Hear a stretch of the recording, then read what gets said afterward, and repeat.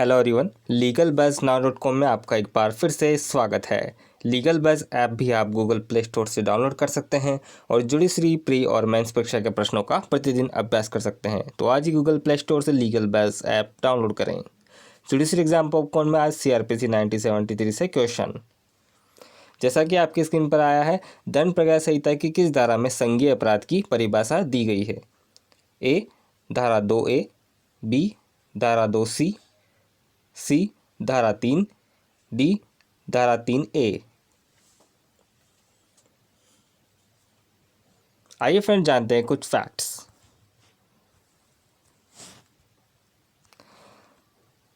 Friend, जैसा कि आपको स्क्रीन पर दिखाई दे रहा है, कुछ एलिमेंट्स जैसे संज्ञेय यानी कॉग्निजेबल ऑफेंस और असंज्ञेय अपराध यानी इनकॉग्निजेबल ऑफेंस। तो इसकी अपराध की जो परिभाषा है CRPC 1973 की धारा 2C और 2L में दी गई है, यानी संज्ञेय अपराध की परिभाषा 2C में दी गई है और असंज्ञेय अपराध यानी इनकॉग्निजेबल ऑफेंस की परिभाषा 2L में दी गई है। दूसरा एलिमेंट है, इस अधिनियम की धारा 2C कहती है कि ऐसा अपराध जिसमें पुलिस किसी व्यक्ति को बिना वारंट के गिरफ्तार कर सकती है वह संज्ञेय अपराध है।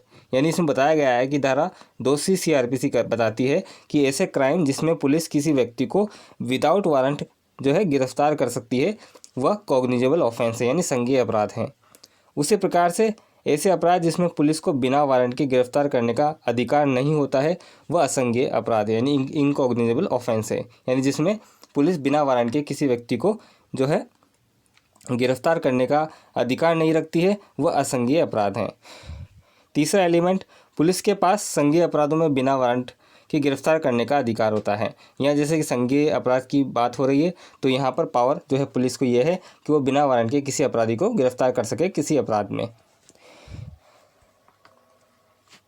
इसमें निम्न एलिमेंट और दिए गए हैं, जैसा अगर आपको ये जानना है कि संज्ञेय अपराध कौन से होते हैं तो आपको क्रिमिनल प्रोसीजर कोड 1973 का शेड्यूल 1 देखना होगा, जिसमें हत्या, बलात्कार, दहेज हत्या, अपहरण, दंगा करना आदि को संज्ञेय अपराध की सूची में रखा गया है। यहाँ आपको संज्ञेय अपराध की पूरी लिस्ट मिलेगी। इस लिस्ट में गंभीर प्रवृत्ति के अपराध शामिल किए गए हैं। उसी तरह से असंज्ञेय अपराध को हम कुछ उदाहरणों से समझ सकते हैं, जैसे किसी की धार्मिक भावना को कुछ शब्दों से भड़काना असंज्ञेय अपराध है।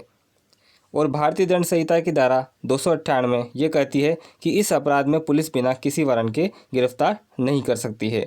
जैसा कि असंज्ञेय अपराध में हम एग्जाम्पलों की दृष्टि से हमने पढ़ा कि किसी भी अगर धार्मिक भावना को कुछ शब्दों के द्वारा भड़काया जाता है तो असंज्ञेय इनकॉग्निजेबल ऑफेंस की कैटेगरी में आता है।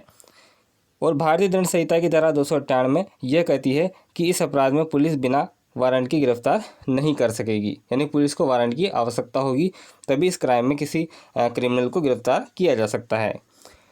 उसी तरह से किंतु भारतीय दंड संहिता की धारा 296 ये कहती है कि यदि किसी धार्मिक सभा प्रार्थना स्थल में किसी तरह की बाधा डाली जाए तो यह संज्ञेय अपराध है, यानी कॉग्निजेबल ऑफेंस है। यानी धार्मिक सभा प्रार्थना स्थल इसमें किसी प्रकार की कोई बाधा उत्पन्न की जाती है तो ये किस प्रकार के अपराध है? संज्ञेय अपराध है। इस तरह भारतीय दंड संहिता की धारा 312 के अनुसार किसी का गर्भपात करवाना असंज्ञेय अपराध की श्रेणी में आता है। इसके अलावा झूठे साक्ष्य देना, धोखाधड़ी, मानहानि जैसे अपराध को असंज्ञेय अपराधों की श्रेणी में रखा गया है। तो यहाँ स्पष्ट रूप से उल्लेख किया गया है कि संज्ञेय अपराध में किन अपराधों को समाहित किया गया है, असंज्ञेय अपराधों में किन अपराधों को सम्मिलित किया गया है, ये सब पूरी जानकारी आपको यहाँ बता दी गई है। तो इस तरह से इस क्वेश्चन में पूछा गया था कि दंड प्रक्रिया संहिता की किस धारा में संज्ञेय अपराध, तो इसका आंसर है बी, यानी धारा 2C में जो है संज्ञेय अपराध की परिभाषा को परिभाषित किया गया है। तो इस तरह से आज हमने नई जानकारी जानी और फिर से नया वीडियो हम लेकर आएंगे। तो आज के लिए इतना ही। Thank you very much.